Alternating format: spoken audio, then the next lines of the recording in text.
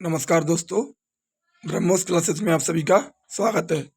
Uttar Pradesh constable री exam संबंधित आज अंतिम प्रहार सीरीज का एपिसोड नंबर 7 है, जिसमें आज कौन कौन से टॉपिक के बारे में बात करेंगे मैं आपको बता दूं।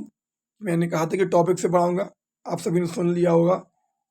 तो देखिए, आज अंतिम प्रहार सीरीज में देशों के राष्ट्रीय खेल, देशों की राष्ट्रीय संसद, संविधान संशोधन मैंने कल नहीं पढ़ा पाए थे, तो आज कवर करा दूंगा। यूपी जीके और विज्ञान की प्रमुख शाखाएं। आपकी यूपी जीके कल एक क्लास और आएगी, मतलब कल की क्लास में और मिलेगी और परसों क्लास में। और पेपर की दृष्टि से मैंने आपको पूरी यूपी जीके कवर करा दी, टोटल जितनी पेपर की दृष्टि से इम्पोर्टेंट है। पिछली बार चारों शिफ्ट में जीसी टॉपिक से पूरी की पूरी यूपी जीके फंस गई थी, एक भी क्वेश्चन 4 की 4 शिफ्ट में बाहर नहीं गया था। और उन्हीं नोट्स से मैंने आपको फिर पढ़ा दिया है और कुछ पॉइंट मैंने इस बार एक्स्ट्रा भी लिए हैं। इस बार भी आपकी पूरी यूपी जीके मैंने 7-8 क्लास में इसके साथ में कवर करा दिए आपको। ठीक है, चलिए बात करते हैं।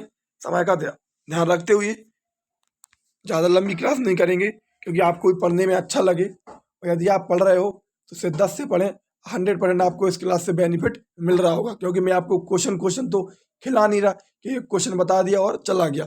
मैं आपको पूरा टॉपिक कंटेंट दे रहा। ये सोचिए कि आपको एक निचोड़ दे रहा मैं। जैसे दही रहता, दही उसमें से अपन मट्ठा मट्ठा अलग कर देते और मक्खन मक्खन अलग कर लेते, इसी प्रकार। ठीक है, चलिए बात करें, कंटेंट की ओर चलें। सबसे पहले जो टॉपिक है, पहला टॉपिक वो है अपना संविधान संशोधन, कॉन्स्टिट्यूशन अमेंडमेंट। कॉन्स्टिट्यूशन अमेंडमेंट की बात करूं मैं तो आप सभी को पता है कि आर्टिकल 368 में इसका उल्लेख मिलता। और संविधान संशोधन की प्रक्रिया है वो दक्षिण अफ्रीका के संविधान से ली गई है। कहाँ से ली गई? तो दक्षिण अफ्रीका के संविधान से ली गई है और आर्टिकल 368 में उल्लेख मिलता है। बात करें पहला संविधान संशोधन, अभी तक 106 संविधान संशोधन हो चुके हैं। टोटल कितने? 106 संविधान संशोधन हो चुके हैं और 128 विधेयक पास हो चुके हैं। मतलब क्या है कि मतलब 128 विधेयक पास हो चुके हैं, लेकिन 128 के 128 विधेयक संसद में पास नहीं हुए हैं। कुछ विधेयक को हटा दिया गया है, मतलब जिनको पास नहीं किया गया है। इसलिए अभी तक 106 संविधान संशोधन हो चुके हैं और 128 विधेयक पास हो चुके हैं। लेकिन आपको ना 106 संविधान संशोधन पढ़ने हैं, तो पेपर की दृष्टि से इम्पोर्टेंट है अभी वो जो पूछे जाते हैं। क्योंकि मैंने प्रीवियस ईयर का अध्ययन किया है, ऐसा नहीं एक शिफ्ट का, नहीं पूरी शिफ्ट का। 2019 के कांस्टेबल, 2018 के कांस्टेबल, 2020 का जेल वार्ड और फायरमैन, 2024 के जो चारों पेपर इनका किया है। यूपीएसआई के भी मैंने प्रीवियस ईयर उठा के देखे हैं, तभी मैं बात कर रहा हूँ। ठीक है, तो वही आपको संविधान संशोधन पढ़ने हैं जो पेपर की दृष्टि से इम्पोर्टेंट है। चलिए बात करते हैं पहला संविधान संशोधन जो कि 1951 में हुआ। पहला संविधान संशोधन 1951 में हुआ और 9वीं अनुसूची जोड़ी गई। पूछे कौन सी अनुसूची जोड़ी गई? 9वीं अनुसूची जोड़ी गई और मैं अनुसूची आपको पढ़ा चुका हूँ। 9वीं अनुसूची भूमि सुधार से संबंधित है। आगे बात करें 7वां संविधान संशोधन। अब आप कहोगे दूसरा, तीसरा, चौथा, पांचवा कहाँ गया, छठवां कहाँ गया? हुए हैं, लेकिन ये भी आपको इम्पोर्टेंट नहीं है। ऐसे तो आप 106 के 106 संविधान संशोधन याद नहीं कर पाओगे। पूरा पूरा कंटेंट कैसे याद करोगे? आप दिन भर 2 दिन तो संविधान संशोधन याद करने में निकाल दोगे। इसलिए पेपर की दृष्टि से इम्पोर्टेंट पढ़ना है, कम समय में अच्छा पढ़ना है आपको। ठीक है, 7वां संविधान संशोधन 1956 में हुआ। फजल अली आयोग बनाया गया। कौन सा आयोग बनाया गया? फजल अली आयोग बनाया गया या राज्य पुनर्गठन आयोग बनाया गया? राज्य पुनर्गठन आयोग बनाया गया, जिसका नाम था फजल अली आयोग, जिसमें 14 राज्य और 6 केंद्र शासित प्रदेश की बात करी गई। पूछे कितने राज्य और कितने केंद्र शासित प्रदेश की बात करी गई? तो 14 राज्य और 6 केंद्र शासित प्रदेश की बात करी गई। आगे बात करें 13वां संविधान संशोधन जो कि 1962 का है। 13वां संविधान संशोधन 1962, नागालैंड को पूर्ण राज्य का दर्जा दिया गया। इंपोर्टेंट है, 13वां संविधान संशोधन 1962, नागालैंड को पूर्ण राज्य का दर्जा दिया गया। 21वां संविधान संशोधन 1967 का है। 21वां संविधान संशोधन 1967 का है। 8वीं अनुसूची में 15वीं भाषा सिंधी जोड़ी गई। पूछे, मैं आपको पहले बता चुका कि जो भारतीय संविधान की 8वीं अनुसूची है उसमें मूल संविधान में 14 भाषाएं थी और वर्तमान संविधान में 22 भाषाएं हैं। तो जो 8 भाषाएं जोड़ी गई वो किस तरीके से जोड़ी गई वो आज ध्यान रखना। पूछे 8वीं अनुसूची में 15वीं भाषा सिंधी कब जोड़ी गई? तो 21वां संविधान संशोधन 1967 द्वारा 15वीं भाषा सिंधी जोड़ी गई। चलिए आगे बात करें। आगे पूछे आपसे 36वां संविधान संशोधन। कौन से? कौन से नंबर का पूछे? 36वां संविधान संशोधन। सिक्किम को पूर्ण राज्य का दर्जा दिया गया कब? 1975 में। 36वां संविधान संशोधन 1975 का है। सिक्किम को पूर्ण राज्य का दर्जा दिया गया, ध्यान रखना, इंपोर्टेंट है। आगे बात करें मोस्ट इंपोर्टेंट संविधान संशोधन, मान के चलना कि आपकी किसी न किसी शिफ्ट में 100% प्रश्न आने वाला है। 42वां संविधान संशोधन 1976 जो कि लागू हुआ 1977 में। पूछ ले, 42वां संविधान संशोधन 1976 में हुआ, लागू कब हुआ? तो 1977 में हुआ। प्रधानमंत्री कौन था? इसमें प्रधानमंत्री इंदिरा गांधी थी, ध्यान रखना। इसे लघु संविधान कहा गया। क्या कहा जाता? 42वें संविधान संशोधन को लघु संविधान कहा गया, ध्यान रखना। प्रस्तावना में पहली बार संशोधन किया गया। जो भारत की प्रेमबल है, जो प्रस्तावना है, उसमें पहली बार संशोधन किया गया। कौन से संविधान संशोधन के तहत? तो 42वें संविधान संशोधन के तहत प्रस्तावना में पहली बार संशोधन किया गया। समाजवाद, पंथनिरपेक्ष, अखंडता शब्द जोड़े गए। कौन से 3 शब्द जोड़े गए? समाजवाद, पंथनिरपेक्ष और अखंडता, 3 शब्द जोड़े गए, ध्यान रखना। आगे बात करें भाग 4A, इसमें मौलिक कर्तव्य का उल्लेख मिलता है। आर्टिकल 51A, सरदार स्वर्ण सिंह समिति की सिफारिश पर रूस से लिए गए। मूल संविधान में 0 थे, वर्तमान संविधान में 11 हैं। 42वें संविधान संशोधन द्वारा 10 जोड़े गए। कितने जोड़े गए? 10। पूछे 42वें संविधान संशोधन द्वारा मौलिक कर्तव्य कितने जोड़े गए? तो 10 जोड़े गए। 11वें मैं आपको आगे बताऊंगा और पहले भी बता चुका, ध्यान रखना। और शिक्षा को राज्य सूची से हटाकर संवर्धित सूची में कर दिया गया। पूछे कौन सा संविधान संशोधन है? तो वो 42वां संविधान संशोधन है। सबसे बड़ा संविधान संशोधन है। इसमें लगभग 51 आर्टिकल में संशोधन किया गया था। लगभग 51 आर्टिकल में संशोधन किया गया था 42वें संविधान संशोधन द्वारा, इसलिए इसे लघु संविधान कहते हैं, ध्यान रखना। पूछे भाग 4A या मौलिक कर्तव्य किस संविधान संशोधन द्वारा जोड़े गए? तो 42वें संविधान संशोधन द्वारा जोड़े गए। आगे बात करें 44वां संविधान संशोधन। पूरे संविधान संशोधन इंपोर्टेंट है पेपर की दृष्टि से। 44वां संविधान संशोधन 1978 का है। इसमें प्रधानमंत्री मोरारजी देसाई थे। संपत्ति के अधिकार को, जो संपत्ति का अधिकार आर्टिकल 31 में पहले मौलिक अधिकार था, बाद में उसको एक विधिक अधिकार बना दिया गया, ध्यान रखना। 44वां संविधान संशोधन 1978 के द्वारा संपत्ति के अधिकार को आर्टिकल 31 से हटाकर 300 के काम में जोड़ दिया गया और एक विधिक अधिकार बना दिया गया। ऐसे ही याद रखना है आपको, ध्यान रखना। प्रधानमंत्री कौन थे? तो मोरारजी देसाई थे। आगे बात करें 52वां संविधान संशोधन पूछ ले। 52वां कॉन्स्टिट्यूशन अमेंडमेंट 1985, इसके तहत 10वीं अनुसूची जोड़ी गई। कौन सी अनुसूची जोड़ी गई? तो 10वीं अनुसूची जोड़ी गई। आगे बात करें 61वां संविधान संशोधन 1989 का है, जिसमें वोट डालने की उम्र 21 से 18 वर्ष कर दी गई। ये किसके समय हुआ था? तो राजीव गांधी के समय हुआ था, क्योंकि राजीव गांधी एक युवा प्रधानमंत्री थे, एक युवा राजनेता थे, तो उन्होंने ऐसा कर दिया था, ध्यान रखना।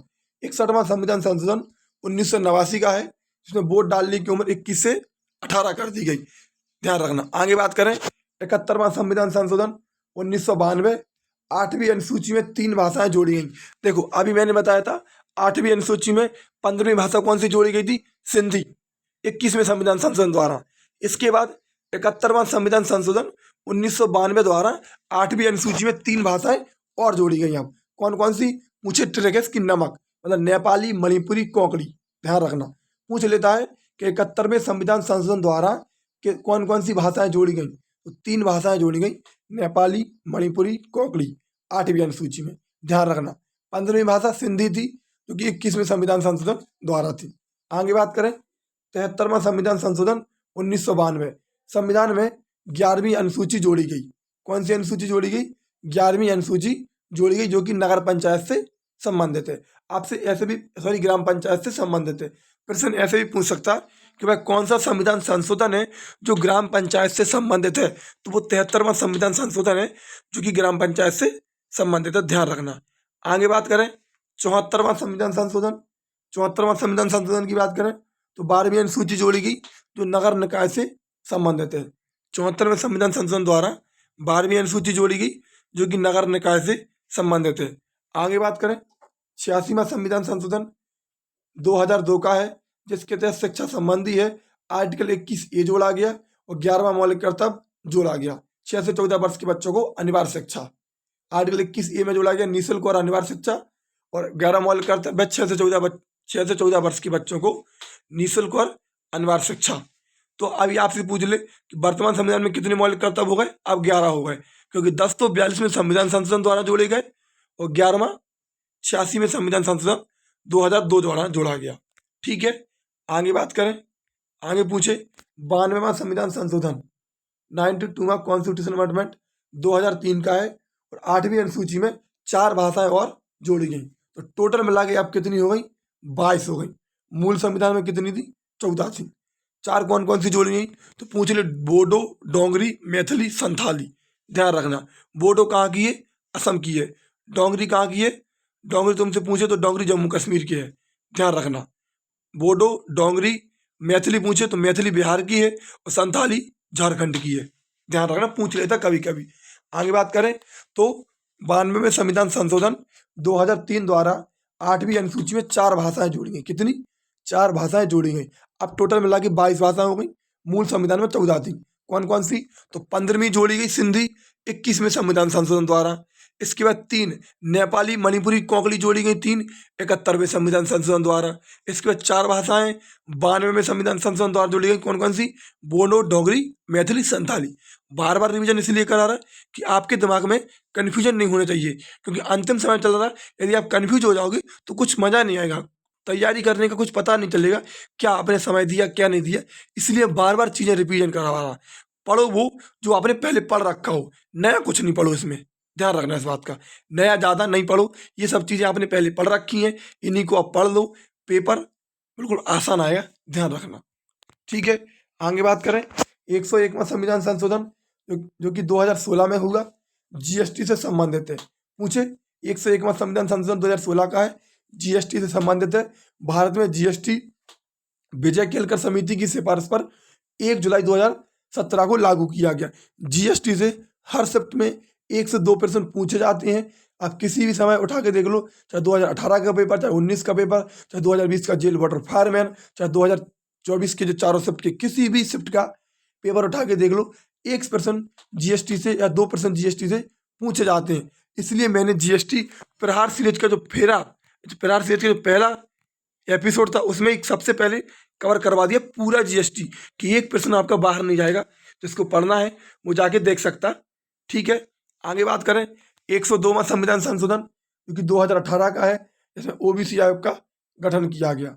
आगे बात करें 103वां संविधान संशोधन जो कि ईडब्ल्यूएस से संबंधित है, जनरल के लिए 10% कोटा दिया गया। आगे बात करें 106वां संविधान संशोधन जो कि यही अंतिम संविधान संशोधन है, नारी शक्ति बंधन से संबंधित है। संसद में महिलाओं के लिए 33% आरक्षण की बात करी गई। 128वां विधेयक पेश किया गया था इसके लिए और अर्जुन राम मेघवाल ने पेश किया था। पूछे अंतिम संविधान संशोधन कौन सा है, तो अंतिम संविधान संशोधन अभी तक 106वां संविधान संशोधन है, नारी शक्ति बंधन से संबंधित है। 128वां विधेयक पेश किया गया और अर्जुन राम मेघवाल ने जो विधेयक पेश किया था। ठीक है, ये तो थे आपके संविधान संशोधन। आगे बढ़ते हैं, न्यू टॉपिक पे बात करते हैं। नया टॉपिक है देशों के राष्ट्रीय खेल। पूछे भारत का राष्ट्रीय खेल पूछे तो हॉकी है, पाकिस्तान का भी हॉकी है, चीन की बात करूं तो टेबल टेनिस है, रूस की बात करूं तो बैंडी शतरंज है। मैंने आपको पूरे 100 देशों के राष्ट्रीय खेल नहीं लिए हैं, सिर्फ उन देशों के राष्ट्रीय खेल लिए हैं जो चर्चा का विषय बने रहते हैं और जो भारत के पड़ोसी देश हैं जहाँ से प्रश्न पूछेगा। यही है प्रीवियस ईयर का रिवीजन। जिसने पहले गहन अध्ययन किया है, जिसने प्रीवियस ईयर का अध्ययन किया है, वो ही व्यक्ति सिर्फ आपको ऐसा कंटेंट दे सकता है। वरना यूट्यूब पे हजारों क्लासेस चल रही, लोग क्वेश्चन खिला के चले जाते, 10 क्वेश्चन पूरी यूपीजी के में से करा देंगे और कहेंगे मैंने पूरी यूपीजी के पढ़ा दी। समझ रहे हैं, एक टॉपिक एक क्वेश्चन राष्ट्रीय खेल का करवा देंगे, मैंने राष्ट्रीय खेल पढ़ाए थे। तो ये मायने नहीं रखता, 1% जरूरी नहीं फंसेगा, लेकिन जिसने अध्ययन किया होगा वो कुछ इस प्रकार से कंटेंट बना सकता है। आगे बात करें रूस का बैंडी है, शतरंज है। अमेरिका की बात करूं तो अमेरिका का बेसबॉल है। और ध्यान रखना, आज मैं आपको शाम के टाइम एक क्लास लेने वाला हूं करंट अफेयर्स की। इतनी बेहतरीन क्लास लूंगा कि करंट अफेयर्स का एक ही क्लास में 300 या 350% रहूंगा, डिक्टो हूबहू छपेंगे। आप देखना, जिस भाई को बहन को करंट अफेयर्स में दिक्कत होगी वो शाम वाली क्लास ले लेना। शाम को इतनी खतरनाक क्लास लूंगा मैं और आपको पूरी उसकी पीडीएफ दे दूंगा 1 नंबर कंटेंट से। सिर्फ आप उसको 1-2 बार पढ़ लेना, 1.5 या 2 की स्पीड पर चलाकर। इसके बाद आप पीडीएफ से पढ़ लेना 1-2 बार, पूरी करंट आपको फंस जाएगी। बिल्कुल भी करंट फर्जी नहीं है, क्योंकि पर डे 10-10, 20-20% बनते हैं, हर चैनल पर 10-10, 20-20% पढ़ाए जाते हैं। लेकिन मैं आपको सिर्फ 300 या 350% चुन के कराऊंगा और हर शिफ्ट में आपको उनसे प्रश्न मिलेगा। लेकिन आप शाम वाली क्लास ले लेना, जो भी आप दोस्त तैयारी कर रहे हो उन तक भी शेयर कर देना, लेकिन शेयर जरूर कर देना। आगे बात करें अमेरिका की, अमेरिका का राष्ट्रीय खेल बेसबॉल है। जापान का राष्ट्रीय खेल जूडो है, याद ना हो तो जा से जापान, जा से जूडो। बांग्लादेश का राष्ट्रीय खेल कबड्डी है। आपको याद ना हो तो प्रेजेंट स्थिति बांग्लादेश की देखा जाए तो बांग्लादेश की संसद में कबड्डी सी खेली जा रही। जैसे कबड्डी खेलते लोग, ऐसे भरदंग भगदड़ मची है बांग्लादेश में, लोग कबड्डी की तरह खेली जा रही है बांग्लादेश में। प्रेजेंट स्थिति में ऐसी स्थिति है बांग्लादेश की। तो बांग्लादेश का राष्ट्रीय खेल कबड्डी है। नेपाल की बात करूं तो वॉलीबॉल है। नेपाल का राष्ट्रीय खेल वॉलीबॉल है, इंपॉर्टेंट है, क्योंकि उत्तर प्रदेश की एकमात्र बाउंड्री नेपाल से लगती। पिछली बार जब मैं ऑफलाइन पढ़ाता था तो मैं खुद बता रहा, मैंने कहा कि सूर्य किरण युद्धाभ्यास आपके लिए इंपॉर्टेंट है, बाकी का कुछ पूछे या ना पूछे, लेकिन सूर्य किरण युद्धाभ्यास पूछ सकता है। क्यों? क्योंकि उत्तर प्रदेश की बाउंड्री नेपाल से लगती है, तो नेपाल संबंधित प्रश्न वो पूछ सकता है, इसीलिए। और जब उसने चारों शिफ्ट में एक ही युद्धाभ्यास पूछा 17 की पहली शिफ्ट में, और वो सूर्य किरण ही पूछा, उसका रीजन ये था भाई, क्योंकि वो उसकी भारत उत्तर प्रदेश की बाउंड्री नेपाल से ही लगती है, इसलिए पूछा गया। ये कॉमन बुद्धि है, इसको हर कोई नहीं लगा सकता, जिसने अध्ययन किया होगा वो ही लगा सकता। देखिए मैं आपको अभी एक और मजे की बात बताता हूँ, आप यकीन करके देख लेना, एक्सपेरिमेंट करके देख लेना, प्रैक्टिस सेट में एक्सपेरिमेंट कर लेना, ये बात सिद्ध हो जाएगी। मैं कई बातें, यदि आपसे पूछे, जब भी आपसे पूछे कि निम्नलिखित में से कौन से जिले की सीमा, उत्तर प्रदेश के कौन से जिले की सीमा नेपाल से लगती है, ये प्रश्न आपसे जब भी पूछे कि उत्तर प्रदेश के कौन से जिले की सीमा नेपाल से लगती है, तो ध्यान रखना वो आपको महाराजगंज ऑप्शन में देगा। 99% वो आपको महाराजगंज ऑप्शन में देगा। यदि उसने ऐसा प्रश्न पूछा कि उत्तर प्रदेश के किस जिले की सीमा नेपाल से लगती है, तो वो महाराजगंज ऑप्शन में देगा। अब बोलो ऐसा क्यों? ऐसा इसलिए क्योंकि जो सोनौली बॉर्डर है ना, जो भारत और नेपाल के बीच में सोनौली बॉर्डर पड़ता, पूछे कौन सा बॉर्डर? सोनौली बॉर्डर, तो वो महाराजगंज में ही पड़ता है, ध्यान रखना। पूछे सोनौली बॉर्डर किन के बीच में पड़ता, तो नेपाल और भारत के बीच में पड़ता, और कहाँ पर पड़ता, तो महाराजगंज में पड़ता, इसीलिए वो ऑप्शन से महाराजगंज ही देता है। लेकिन ये जानकारी किसी को है नहीं जी। अध्ययन है अध्ययन, जो कि मैंने बहुत गहराई से किया है भाई। सब्सक्राइबर कम है तो क्या हुआ, व्यूज कम आ रहे तो क्या हुआ, लेकिन आप कंटेंट पर गौर करो। सिर्फ कंटेंट इसी अध्ययन से मैं कई आपको ऐसे प्रश्न बता दूंगा। बताओ और किस प्रश्न की बात करूं, और आगे बात करूं। सुनो, जब भी आपसे पूछे कि पंडित जवाहरलाल नेहरू ने आधुनिक भारत का मंदिर किसे कहा, तो ध्यान रखना पंडित जवाहरलाल नेहरू ने आधुनिक भारत का मंदिर हीराकुंड बांध, दामोदर घाटी परियोजना, भांगड़ा नागल बांध, इन तीनों बांधों को कहा था, क्योंकि पहली पंचवर्षीय योजनाओं में ये तीनों बांध खोले गए थे ना। मैं थोड़ा आउट ऑफ सिलेबस पहुंच गया, क्योंकि मैं आपको थोड़ा कुछ बता रहा, आपको रियलाइज करवा रहा कि आप जहां भी जुड़े हो, आप पढ़ रहे हो, तो ऐसा नहीं है कि आप, मैं डिजिटल बोर्ड पे नहीं पढ़ा रहा, मैं आपके सामने नहीं पढ़ा रहा तो मेरे कंटेंट में दम नहीं है। मैं आपको कुछ हूबहू करवा रहा। देखिए, जैसे कि आपसे पूछे कि पंडित जवाहरलाल नेहरू ने आधुनिक भारत का मंदिर किसे कहा, तो ध्यान रखना, वैसे तो उन्होंने भांगड़ा नागल बांध और दामोदर घाटी परियोजना और हीराकुंड बांध, तीनों बांध पहली पंचवर्षीय योजना में खोले गए थे, तो तीनों बांधों को कहा था। लेकिन ध्यान रखना, वो आपको ऑप्शन में दामोदर घाटी परियोजना देगा। कभी भी आजमा लेना इस बात को, तुम इसको अध्ययन कहते हैं। मैंने बहुत अध्ययन किया है, तब मैं आपको इतना श्योर होके बोलता हूँ, वरना उसे मतलब ऐसे ही नहीं कि मैं कुछ भी बके जा रहा हूँ अपनी मर्जी से, बाद में कहूँगी भाई कुछ आया ही नहीं, कुछ आया ही नहीं पेपर में, समझ रहे। वो तो मैंने थोड़ा बीच में प्रॉब्लम आ गई तो क्लास पहले स्टार्ट नहीं कर पाई, क्लास थोड़ी पहले स्टार्ट करनी थी। जीके में गारंटी देता 28, 29% करने की।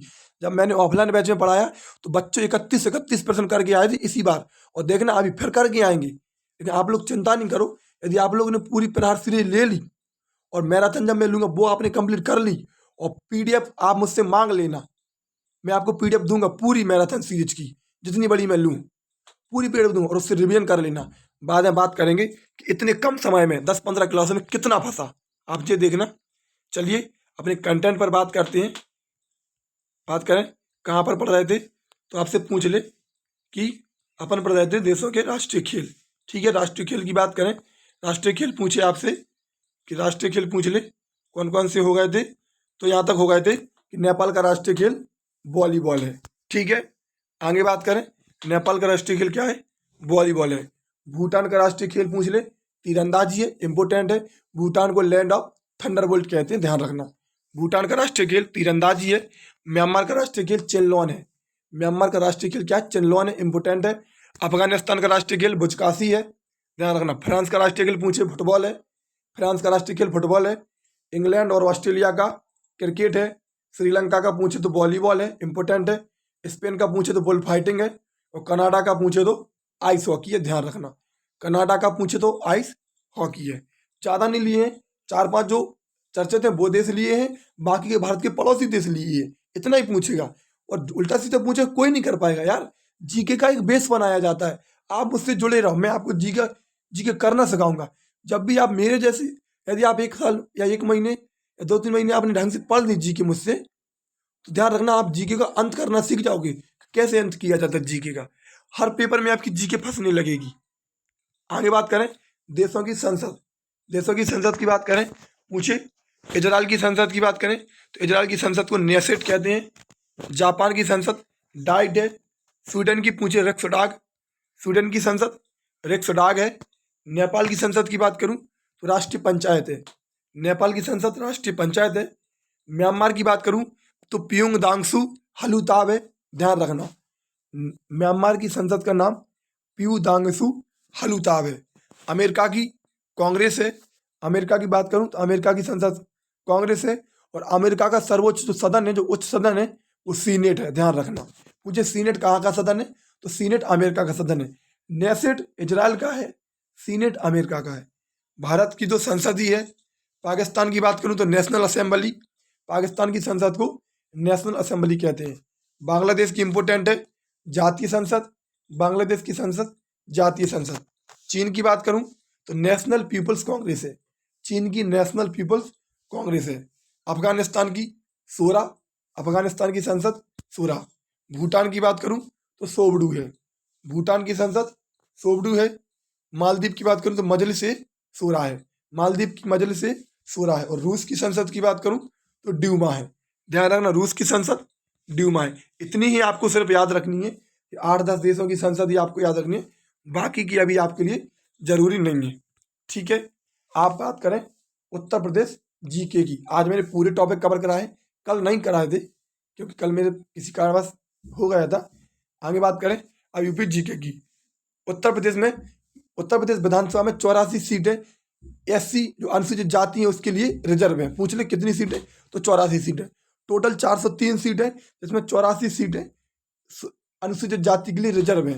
ऐसे एक क्वेश्चन बताइए कौन निकाल के लाएगा आपके लिए? चुन चुन के प्रश्न लाया मैं, देखो पूरे प्रश्न देखना, ये वन लीनियर फॉर्मेट में प्रश्न मिलेंगे आपको पूरे। लखनऊ का मलिहाबाद दशहरी आम के लिए प्रसिद्ध है, और भी बहुत दशहरी आम के लिए प्रसिद्ध है, लेकिन ये पूछता है इसलिए मैंने लिखा है। लखनऊ का मलिहाबाद दशहरी आम के लिए प्रसिद्ध है। उत्तर प्रदेश की वाणिज्यिक फसल गन्ना है। पूछे उत्तर प्रदेश की वाणिज्यिक फसल कौन सी है? गन्ना है।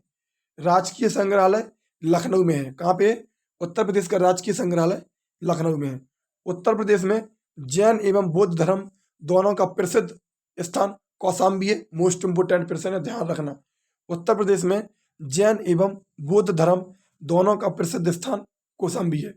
अमीर खुसरो का जन्म पटियाली उत्तर प्रदेश में हुआ था, ध्यान रखना। अमीर खुसरो का जन्म पटियाली उत्तर प्रदेश में हुआ था। भारत भारती भवन प्रयागराज में है। पूछ ले भारत भारती भवन प्रयागराज में है। पूछे भारत माता मंदिर पूछे तो वाराणसी में है। वैसे भारत माता मंदिर भारत में 3 जगह है, लेकिन उत्तर प्रदेश में वाराणसी में है। अब 3 जगह भारत में कहाँ कहाँ है तो सुन लीजिए, एक तो उज्जैन में है भारत माता मंदिर, एक वाराणसी में है और एक जयपुर में है। तो भारत में 3 जगह है, लेकिन उत्तर प्रदेश में वाराणसी में है। लेकिन भारत भारती भवन प्रयागराज में है। गीता प्रेस गोरखपुर पूछे, सॉरी गीता प्रेस पूछे तो गोरखपुर में है। School of paper technology Saharanpur में स्थित है। स्कूल ऑफ पेपर टेक्नोलॉजी कहाँ पर है? सहारनपुर में। ऑपरेशन फ्लड, जो ऑपरेशन फ्लड दुग्ध से संबंधित था, जिसके संस्थापक वर्गीज कुरियन थे। पूछे भारत में ऑपरेशन फ्लड या दुग्ध क्रांति या श्वेत क्रांति का जनक किसे कहा जाता? तो वर्गीज कुरियन को कहा जाता। ऑपरेशन फ्लड में उत्तर प्रदेश के 30 जिले शामिल थे। पूछ लेगा, अच्छे नहीं कर पाएंगे, ध्यान रखना इस प्रश्न को, लेकिन इंपोर्टेंट है कि उत्तर प्रदेश के ऑपरेशन फ्लड में कितने जिले शामिल थे? तो 30 जिले शामिल थे। आगे बात करें उत्तर प्रदेश में सर्वाधिक वन सोनभद्र में है। सबसे कम वन भदोही में। मुझे पहली बार राष्ट्रपति शासन कब लगाया गया? तो 1968 से 1969 के बीच में पहली बार राष्ट्रपति शासन लगाया गया। मुझे आखिरी बार कब लगा था? तो 2002 में लगा था। पहली बार 1967 से 1969 के बीच में, आखिरी बार 2002 में। आगे रामनगर का किला वाराणसी में है। कहाँ पे है? रामनगर किला वाराणसी में है। चुनार के किला की बात करें तो मिर्जापुर में है। कहाँ पे? चुनार का किला मिर्जापुर में है। नरौरा परमाणु संयंत्र उत्तर प्रदेश में है। नरौरा परमाणु संयंत्र उत्तर प्रदेश में है। आगे बात करें, सर्वाधिक वर्षा वाला जिला गोरखपुर में। सबसे ज्यादा वर्षा कहाँ होती? गोरखपुर में होती। पूछे सबसे ज्यादा गेहूं उत्तर प्रदेश में किस जिले में होती? तो वो भी गोरखपुर में होती, ध्यान रखना। सबसे कम वर्षा मथुरा में होती। सबसे कम वर्षा कहाँ पे होती? मथुरा में। उत्तर प्रदेश के वर्तमान डीजीपी कौन है? डायरेक्टर जनरल ऑफ पुलिस, तो प्रशांत कुमार है, ध्यान रखना। उत्तर प्रदेश पुलिस के वर्तमान में डीजीपी प्रशांत कुमार है। विधानसभा के वर्तमान में अध्यक्ष कौन है? तो सतीश महाना है, याद रखना। वर्तमान में विधानसभा अध्यक्ष कौन है? तो सतीश महाना है। और दस अवतार मंदिर कहाँ पे है? तो दस अवतार मंदिर देवगढ़ ललितपुर में है, ध्यान रखना। देवगढ़ ललितपुर में है। आगे बात करें सूर्य मंदिर। सूर्य मंदिर पूछ ले तो महोबा में है। दस अवतार मंदिर ललितपुर में है और सूर्य मंदिर पूछे तो महोबा में है। आगे बात करें अटाला मस्जिद, तो अटाला मस्जिद जौनपुर में है। उत्तर प्रदेश में वन्य जीव विहार कितने हैं? 16 हैं। अभी मैं आपको बताऊंगा कौन सा वन्य जीव विहार कहाँ पर है, ये भी मैं आपको पढ़ाऊंगा, कल वाली क्लास में पढ़ा दूंगा, ठीक है। वन्य जीव विहार टोटल उत्तर प्रदेश में 16 है।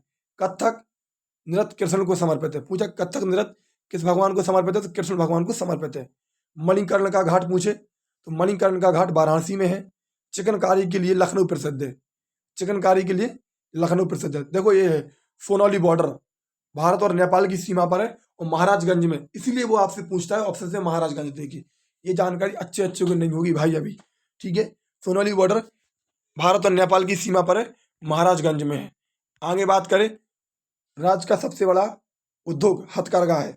उत्तर प्रदेश राज्य का सबसे बड़ा उद्योग हथकरघा है। उत्तर प्रदेश सरकार का राजकीय चिन्ह, उत्तर प्रदेश सरकार का जो राजकीय चिन्ह है उसे रूमी दरवाजा से लिया गया। कौन से दरवाजे से? रूमी दरवाजे से लिया गया। आगे बात करें, लकड़ी की नक्काशी के लिए सहारनपुर प्रसिद्ध है। लकड़ी की नक्काशी के लिए सहारनपुर प्रसिद्ध है। उत्तर प्रदेश में आलू अनुसंधान हापुड़ में है। उत्तर प्रदेश के पहले लोकायुक्त विशंबर दयाल थे। उत्तर प्रदेश के पहले लोकायुक्त कौन थे? विशंबर दयाल थे। अवध की स्थापना शहादत खान ने करी थी। पूछे अवध की स्थापना किसने की थी? शहादत खान ने। अवध का अंतिम नवाब तो वाजिद अली शाह था। अवध का अंतिम नवाब कौन था? तो वाजिद अली शाह था। पूछे अवध का अंतिम नवाब तो वाजिद अली शाह था। पहली बार उत्तर प्रदेश दिवस कब मनाया गया? उत्तर प्रदेश दिवस 24 जनवरी को मनाते, सबको पता है, रट गया प्रश्न बच्चों को, लेकिन पूछ ले कि पहली बार कब मनाया गया? तो 2018 में मनाया गया। उत्तर प्रदेश जो है वो गोंडवाना हिंसा मतलब गोंडवाना लैंड का हिस्सा है, ठीक है। उत्तर प्रदेश गोंडवाना लैंड का हिस्सा है। महर्षि वाल्मीकि का जन्म, रामायण के रचयिता महर्षि वाल्मीकि का जन्म बलिया में हुआ था। पूछे रामचरितमानस के रचयिता तुलसीदास जी हैं, लेकिन रामायण के रचयिता तो महर्षि वाल्मीकि जी हैं, जिनका जन्म बलिया में हुआ था। माध्यमिक शिक्षा एवं चयन बोर्ड की स्थापना 1982 में करी गई। कब करी गई? 1982 में। माध्यमिक शिक्षा एवं चयन बोर्ड की स्थापना 1982 में करी गई, प्रयागराज में है। उत्तर प्रदेश की सबसे ऊंची चोटी पूछ ले, अमसोत चोटी है। कौन सी? उत्तर प्रदेश की सबसे ऊंची चोटी तो अमसोत चोटी है, ध्यान रखना। कृत्रिम रबर बनाने का कारखाना बरेली में है। कहाँ पे? कृत्रिम रबर बनाने का कारखाना बरेली में है। और महावीर जूट मिल पूछे, महावीर जूट मिल तो वो गोरखपुर में है, ध्यान रखना। महावीर जूट मिल कहाँ पे? तो गोरखपुर में। चलिए अब बात करते हैं, लास्ट टॉपिक जो है वो विज्ञान की महत्वपूर्ण शाखाएं। एक प्रश्न पिछली शिफ्ट में आपने देखा होगा, अंगूर की खेती को क्या कहते हैं? विटीकल्चर। इतना सरल प्रश्न पूछा था। तो चलिए बात करते हैं विज्ञान की महत्वपूर्ण शाखाएं। पूछे मधुमक्खी पालन के अध्ययन को क्या कहते हैं? एपीकल्चर। रेशम कीट पालन के अध्ययन को सेरिकल्चर। साड़ी बनाई जाती है रेशम की, इसलिए सेरिकल्चर। मत्स्य पालन को पीसीकल्चर। कवकों के अध्ययन को माइकोलॉजी। शैवालों के अध्ययन को फाइकोलॉजी। कवक और शैवाल से मिलकर बनता है लाइकेन। पूछे और लाइकेन किसका सूचक होता है? तो वायु प्रदूषण का सूचक होता है, ध्यान रखना। कवक और शैवाल के अध्ययन से बनता है लाइकेन और लाइकेन किसका सूचक होता है? तो वायु प्रदूषण का सूचक होता है। कवकों के अध्ययन को माइकोलॉजी, शैवालों के अध्ययन को फाइकोलॉजी, पुष्पों के अध्ययन को एंथ्रोलॉजी, पुष्पों के अध्ययन को एंथ्रोलॉजी, फलों के अध्ययन को पूछे पोमोलॉजी, फलों के अध्ययन को पोमोलॉजी, पक्षियों के अध्ययन को ऑर्निथोलॉजी, मछलियों के अध्ययन को इकिथोलॉजी, कीटों के अध्ययन को एंटीमोलॉजी पूछे तो कीटों के अध्ययन को एंटोमोलॉजी, वृक्षों एवं झाड़ियों के अध्ययन को डेंड्रोलॉजी, वृक्ष एवं झाड़ियों के डंडों से मतलब आपको मारेंगे, मतलब वृक्ष एवं झाड़ियों के अध्ययन को डेंड्रोलॉजी। आगे बात करें सर्पों के अध्ययन को तो ऑफियोलॉजी, सर्पों के अध्ययन को पूछे तो ऑफियोलॉजी। छिपकलियों के अध्ययन की बात करें तो सोरोलॉजी, छिपकलियों के अध्ययन को सोरोलॉजी। काष्ठी पेड़ों के अध्ययन को सिल्प कल्चर, काष्ठी पेड़ों के अध्ययन को सिल्प कल्चर। खगोलीय पिंडों के अध्ययन को पूछे तो एस्ट्रोनॉमी, खगोलीय पिंडों के अध्ययन को एस्ट्रोनॉमी। ब्रह्मांड का अध्ययन किया जाता कोस्मोलॉजी में, इंपोर्टेंट है ब्रह्मांड का अध्ययन कोस्मोलॉजी। भूकंप का अध्ययन सिस्मोलॉजी या सिस्मोग्राफी, ध्यान रखना सिस्मोलॉजी या सिस्मोग्राफी। भूकंप का अध्ययन सिस्मोलॉजी। नींद का अध्ययन हिप्नोलॉजी में किया जाता। कैंसर का अध्ययन ओंकोलॉजी। फूल फल व साग सब्जी का अध्ययन हॉर्टिकल्चर, फूल फल व साग सब्जी का अध्ययन हॉर्टिकल्चर। अंगूर का अध्ययन विटिकल्चर। केंचुआ के अध्ययन वर्मिकल्चर। मिट्टी का अध्ययन पूछे तो पेडोलॉजी में किया जाता। घास का अध्ययन एगस्ट्रोलॉजी में किया जाता, घास का अध्ययन एगस्ट्रोलॉजी में किया जाता। अंकों का अध्ययन पूछे तो न्यूमरोलॉजी में किया जाता। आप किसी भी चैनल पर पढ़ लेते, इतने कम समय में इतनी छोटी छोटी वीडियो में वो इतना बेहतरीन कंटेंट आपको कहीं मिलता नहीं भाई, विश्वास करो।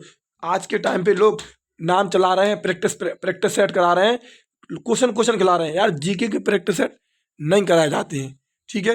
अंकों के अध्ययन को न्यूमरोलॉजी, अंकों के अध्ययन को पूछे तो न्यूमरोलॉजी। पुराने सिक्कों के अध्ययन को न्यूमस्टिकोलॉजी, पुराने सिक्कों के अध्ययन को न्यूमस्टिकोलॉजी। जीवों की जातियों के अध्ययन को जीनेकोलॉजी, जीवों की जातियों के अध्ययन को पूछे जीनेकोलॉजी। मानव जाति का अध्ययन एथनोग्राफी। शिलालेखों का अध्ययन पूछे तो एपिग्राफी में किया जाता, शिलालेखों का अध्ययन एपिग्राफी। दांतों का अध्ययन ओडोंटोग्राफी, दांतों का अध्ययन पूछे तो ओडोंटोग्राफी। हड्डियों का अध्ययन ऑस्टियोलॉजी, हड्डियों का अध्ययन पूछे तो ऑस्टियोलॉजी। मानसिक संक्रमण का अध्ययन टेलीपैथी, मानसिक संक्रमण का अध्ययन टेलीपैथी। भूगर्भ संबंधों का अध्ययन जियोलॉजी, भूगर्भ संबंध का अध्ययन जियोलॉजी। मिट्टी के बर्तन बनाने का अध्ययन सिरेमिक्स, मिट्टी के बर्तन बनाने का अध्ययन सिरेमिक्स। मौसम की दशाओं में होने वाले परिवर्तन को मीटियोलॉजी कहते हैं, मौसम की दशाओं में होने वाले परिवर्तन को मीटियोलॉजी कहते हैं। झीलों के अध्ययन को लिम्नोलॉजी, पूछे झीलों के अध्ययन किसे कहते हैं तो झीलों का अध्ययन लिम्नोलॉजी को कहते हैं, ठीक है। ये आपकी आज की क्लास थी जो कि मैंने आपको पूरी कवर करा दी है। आपसे टोटल मैंने आपसे कितने राष्ट्रीय खेल, राष्ट्रीय संसद, संविधान संशोधन, यूपीजी के विज्ञान की शाखाएं 5 के 5 टॉपिक आज मैंने आपको पूरे कवर कराए हैं। पढ़ लेना, अपने दोस्तों तक शेयर कर दो, जो भी यूपी कांस्टेबल की तैयारी कर रहे हैं उनको शेयर कर दो, बता दो कि भाई ब्रह्मोस क्लासेस से जुड़ जाओ, अभी भी आप स्कोर बूस्ट कर सकते हो, क्योंकि आपको यकीन हो गया होगा 7 क्लास में आपने पढ़ ली तो आपको कुछ ना कुछ तो यकीन हो गया होगा। बाकी वीडियो अच्छी लगी है तो अपने दोस्तों तक शेयर करें, प्लीज़ चैनल को सब्सक्राइब करें, अपने दोस्तों से भी सब्सक्राइब करवाएं, क्योंकि आपको कुछ मिल रहा है, आपको मेहनत पसंद आ रही है, तो आप प्लीज़ मुझे सपोर्ट करें, क्योंकि आपके सपोर्ट की अभी मुझे ज़रूरत है। आप सपोर्ट करोगे मेरा हौसला और बढ़ेगा, मैं आपके लिए और मेहनत करूँगा। ध्यान रखना, छोटी सी क्लास ज़रूर लगती है, लेकिन सच बता रहा हूँ, इसको बनाने में 2 से 3 घंटे का समय लगता है। पूरा कंटेंट दोबारा क्रिएट करना पड़ता है, लिखना पड़ता है, स्लाइड बनानी पड़ती हैं, इसके बाद तब जाके ये मतलब बनता है। ऐसा नहीं कुछ भी पढ़ा दिया, क्योंकि मेरे पास पूरी यूपीजी की लिखी रखी है, पूरी हिस्ट्री लिखी रखी है, पूरी अध्ययन लिखे रखे हैं, तो पहले आपके लिए कहीं से कंटेंट निकालना पड़ता है। मैं चाहूँगा आपको 100-150 अध्ययन पढ़ा दूँ, आप दिन भर अध्ययन ही पढ़ते रहोगे। मैं चाहता 106 के 106 संविधान संशोधन पढ़ा देता तो आप दिन भर पूरे संविधान संशोधन ही पढ़ते रहते, या मैं आपको 2 संविधान संशोधन पढ़ा देता तो फिर आपका फंसता नहीं। तो समझो बात को यार, मैं आपको ना कम ना ज़्यादा एक मॉडर्न कंटेंट दे रहा हूँ और बिल्कुल टॉपिक से दे रहा हूँ। सबसे बड़ी बात तो ये कि फिक्स और एक जगह टॉपिक से कंटेंट मिल रहा है और आपके सिलेबस के हिसाब से मिल रहा है। तो मुझे सपोर्ट करें, प्लीज़ वीडियो को सब्सक्राइब करें, चैनल को सब्सक्राइब करें, और जो लोग क्लास देखते हैं वो लाइक भी कर दिया करें। धन्यवाद।